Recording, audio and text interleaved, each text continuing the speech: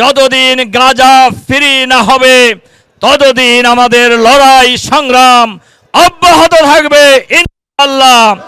কোন grenade, bullet, বিমান হামলা, জঙ্গি হামলা এই ফিলিস্তিনি মুক্তির আন্দোলন থেকে দুনিয়ার মুসলমানদেরকে কেউ সরাতে পারবে না ইনশাআল্লাহ।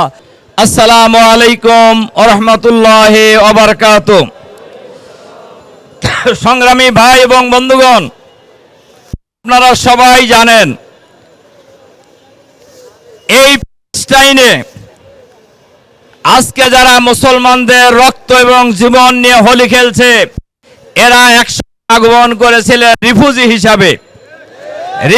হিসাবে আগমন করে আস্তে আস্তে তারা শক্তি সঞ্চয় করে পশ্চিমা বিশ্বের মোড়ল শক্তিগুলি মদদে একের পর এক মুসলমানদের স্বাধীন ভূখণ্ডে, যে ভূখণ্ডে লক্ষ লক্ষ নবী আল্লাহ পাঠিয়েছেন, যে ভূখণ্ডে মুসলমানদের কিবলা বাইতুল মাকদাস অবস্থিত, সেই ভূখণ্ডে মুসলমানদের করে দেওয়ার জন্যই দীর্ঘদিন ধরে এই ইহুদিবাদী শক্তি, সন্ত্রাসী শক্তি, ইসলামের নেতানিয়াহুর নেতৃত্বে একের পর এক জঙ্গি হামলা পরিচালনা করা হচ্ছে।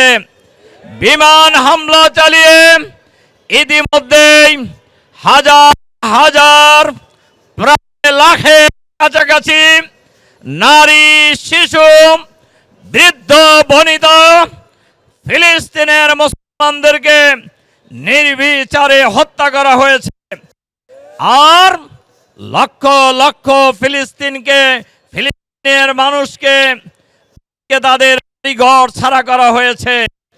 আজকে গোটা বিশ্ব বিবেক নিশ্চুপ হয়ে আছেন। জাতিসংঘ বিবৃতির প্রতিষ্ঠানে পরিণত হয়েছে। আমরা জাতিসংঘকে বলবো, আপনারা যদি আপনাদের দেশ কার্যকর ক্ষমতা না রাখেন তাহলে এই পদ থেকে পদত্যাগ করুন। জাতিসংঘের কোনো প্রয়োজন নেই। সংগ্রামী ভাই এবং বন্ধুগণ, আজকে বাংলাদেশের সকল শ্রেণী পেশার মানুষ, আজকে আমরা মার্চ ফর গাজার এই প্রোগ্রামে দল, মত, জাতি, বর্ণ, ধর্ম নির্বিশেষে আমরা ঐক্যবদ্ধভাবে যোগদান করেছি। আমরা বিশ্বাস করি যে সময়ে সরোয়ার্দী উদ্যানে আজকের এই সমাবেশ হবে, সেই সমাবেশে লাখো কোটি ছাত্র জনতা আজকে ঐক্যবদ্ধভাবে উপস্থিত হবে ইনশাআল্লাহ। আমরা আজকের এই সংহতি সমাবেশ থেকে আহ্বান জানাতে চাই, বিশ্বের যে সকল মোড়ল গোষ্ঠী, আপনারা নেতানিয়াহু সহ এই সন্ত্রাসী বাহিনীকে নিবৃত করুন, এদেরকে আপনারা নিষিদ্ধ ঘোষণা করুন। জাতিসংঘ থেকে ইসরায়েলকে বহিষ্কার করুন। আমরা বিশ্বাস করি আমরা তাদের সাথেও আছি। আমরা বিশ্বাস করি গাজার মুসলমানেরা একদিন বিজয়ী হবে ইনশাআল্লাহ। ইসরায়েলের মূল পাঠিত হবে ইনশাআল্লাহ।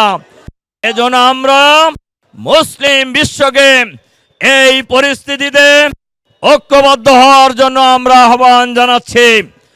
আর বাংলাদেশের অন্তর্বর্তীকালীন সরকারের প্রধান উপদেষ্টাকে আমরা অনুরোধ করব, সরকারের নেতৃত্বে বাংলাদেশের সকল পেশার মানুষ ফিলিস্তিনিদেরকে সহযোগিতার জন্য, সমর্থনের জন্য, সংহতির জন্য ঐক্যবদ্ধভাবে আমরা রাজপথে লড়াই চালিয়ে যাব ইনশাআল্লাহ।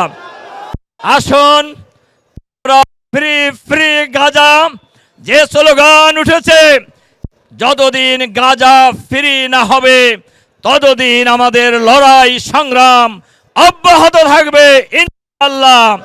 কোনো গ্রেনেড, বুলেট, বিমান হামলা, জঙ্গি হামলা, এই ফিলিস্তিনি মুক্তির আন্দোলন থেকে দুনিয়ার মুসলমানদেরকে কেউ সরাতে পারবে না ইনশাআল্লাহ। তাই আসুন আগামী দিনের free free Gaza, free free Palestine এই স্লোগানকে আমরা বাস্তবে রূপদান করব ইনশাআল্লাহ। সেই উদাত্ত আহ্বান জানিয়ে আমাদের আমিরে জামাত দেশের বাইরে আছেন, উনিও আপনাদেরকে সালাম দিয়েছেন। আমি ওনাকে বলেছি আমাদের সমাবেশ হচ্ছে, উনি বলছেন ভাইদেরকে আমার সালাম জানাবেন এবং আমরা দোয়া করছি, আপনারাও দোয়া করবেন। সম্মানিত ভাই এবং বন্ধুগণ, তাই আসুন আমরা সেক্রেটারি জেনারেল বক্তব্যের পরে পরবর্তী কর্মসূচি উনি ঘোষণা করবেন, এরপরে আমাদের আজকের কর্মসূচি শুরু হবে ইনশাআল্লাহ। আল্লাহ আমাদেরকে সেই তৌফিক দান করুন। আবারও বলছি, যতদিন প্যালেস্টাইন মুক্ত না হবে ততদিন আমাদের লড়াই সংগ্রাম অব্যাহত থাকবে ইনশাআল্লাহ।